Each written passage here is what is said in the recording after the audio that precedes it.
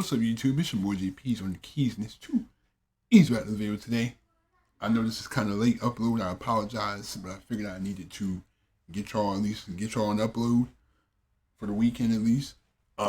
We got George Carlin on soft language, and this is very useful today because nowadays everybody is sensitive.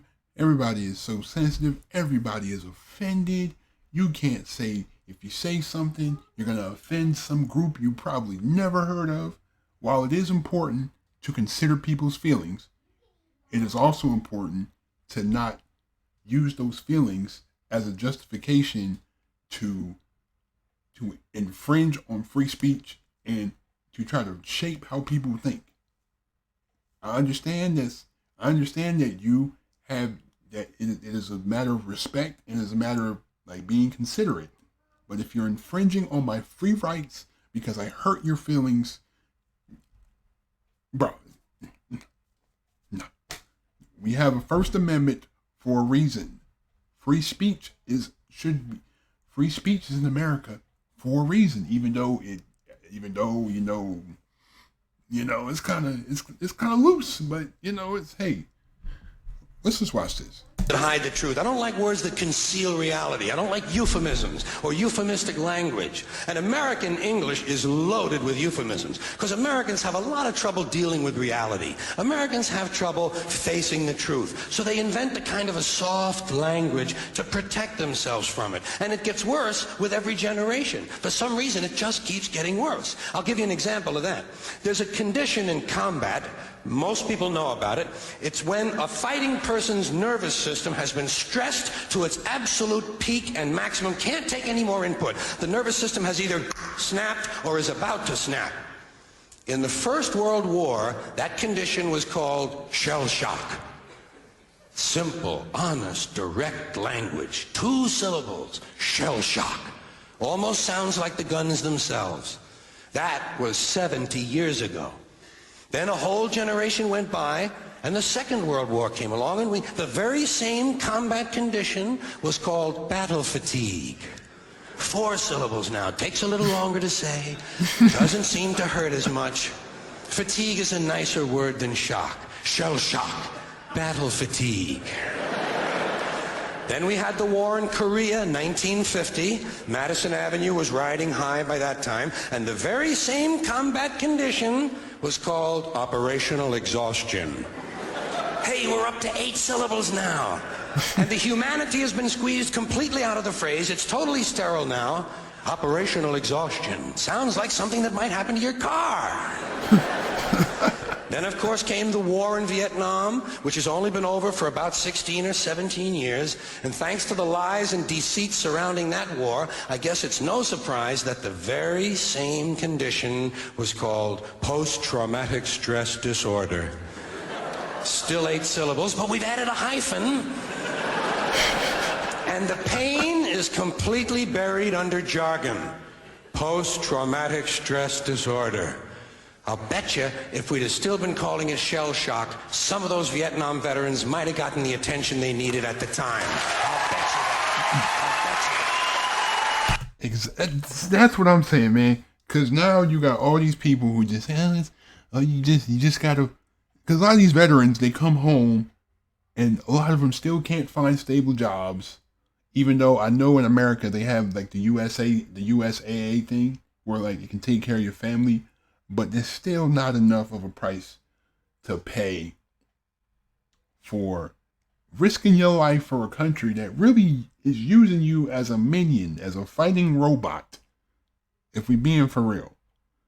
All the veterans, if everyone is a veteran, I respect you. You know what I'm saying? Thank you for your sacrifice for your respective country. Thank you. You know what I'm saying? Even if I'm not from your country, thank you. But a lot of these countries don't do enough for veterans. That's what really gets me.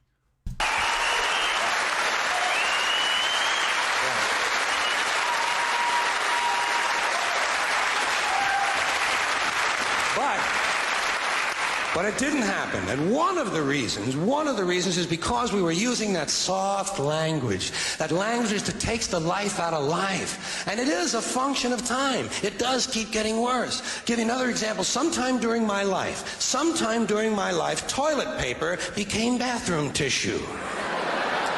I wasn't notified of this. No one asked me if I agreed with it.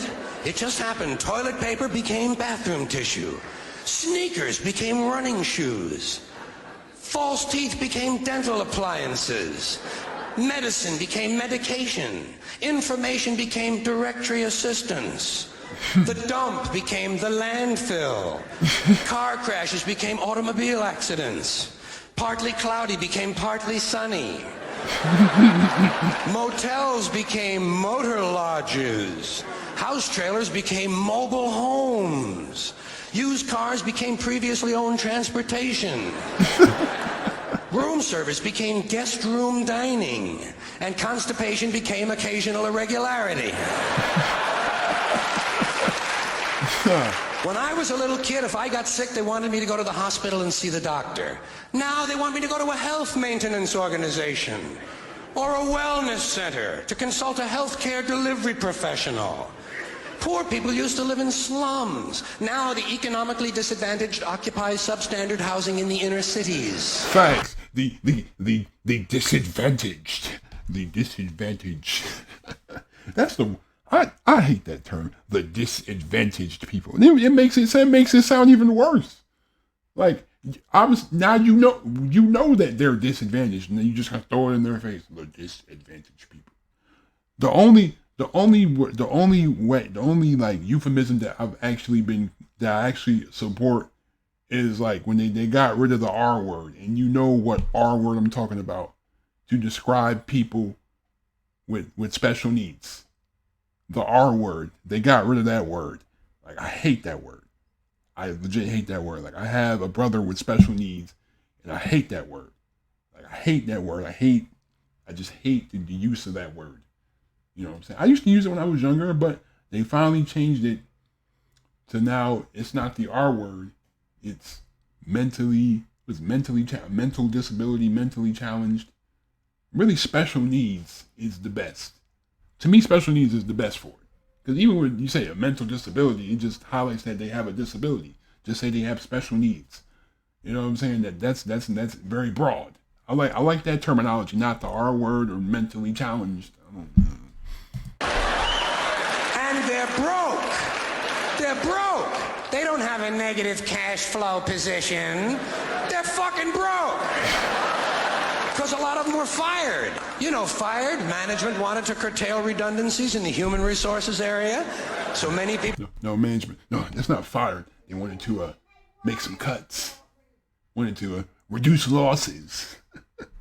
People are no longer viable members of the workforce. Smug, greedy, well-fed white people have invented a language to conceal their sins. It's as simple as that. The CIA doesn't kill anybody anymore. They neutralize people. Or they depopulate the area. The government doesn't lie. It engages in disinformation.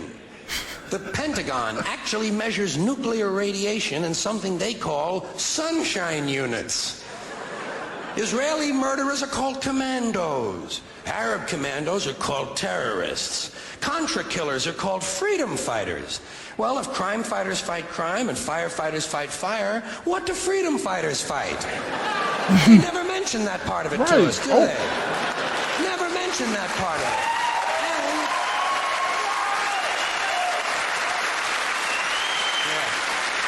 And some of this stuff is just silly. We all know that. Like on the airlines, they say they want a pre-board. Well, what the hell is pre-board? What does that mean? To get on before you get on? They say they're going to pre-board those passengers in need of special assistance. Cripples!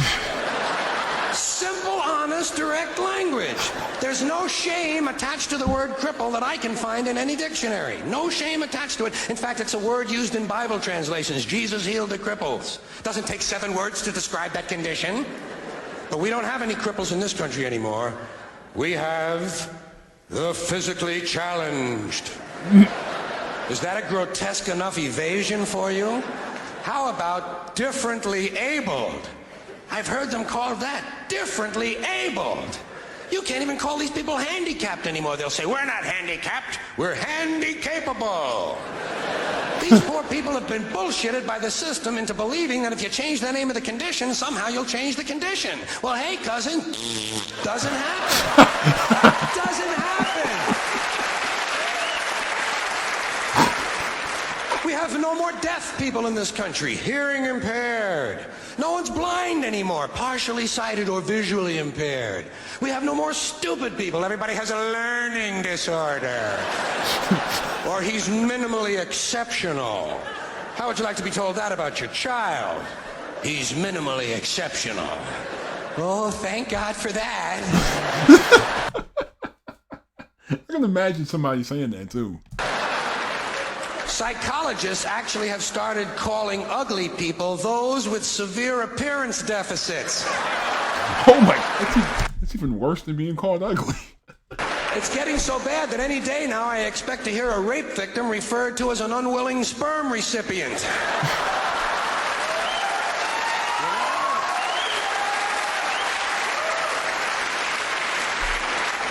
And we have no more old people in this country. No more old people. We shipped them all away, and we brought in these senior citizens.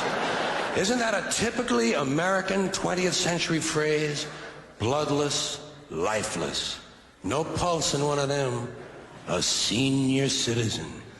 But I've accepted that one. I've come to terms with it. I know it's here to stay. We'll never get rid of it. That's what they're going to be called, so I'll relax on that. But the one I do resist, the one I keep resisting, is when they look at an old guy and they'll say, look at him, Dan. He's 90 years young.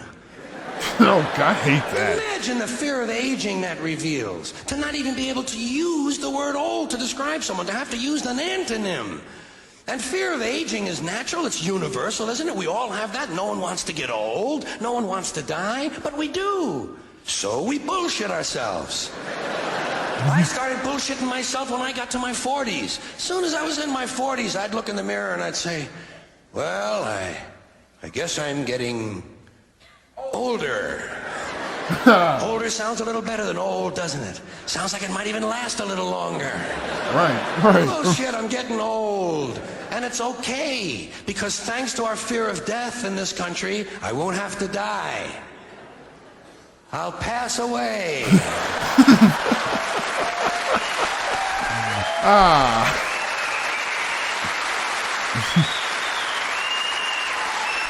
I mean, I understand what he's saying, but somehow you got to learn how to protect. You got to learn how to protect the feelings of those who are affected by what you're trying to interpret. Sometimes they make it sound more complicated. Like I've seen they describe like the like you said, the poor people as the disadvantaged, the economically disadvantaged. They live in subsidized housing. Like, bro, just say they're on Section 8, bro. That's all it really needs. Like I said, I understand if it's like something to describe like an ailment or something like that, then a euphemism is fine. You know what I'm saying? But sometimes you don't need it. Like, we're all just avoiding the inevitable. Okay? You just gotta accept it and you gotta keep it pushing. That's why with me, I tend not to worry about stuff, because it's like, bro, it's life. Things are gonna happen regardless of whether you pay attention to it or you don't. And so it's just like, I keep going. I make this the best life I can possibly live, and that's for me. That's the way everybody should live it, bro. Like, make it the best that you should be.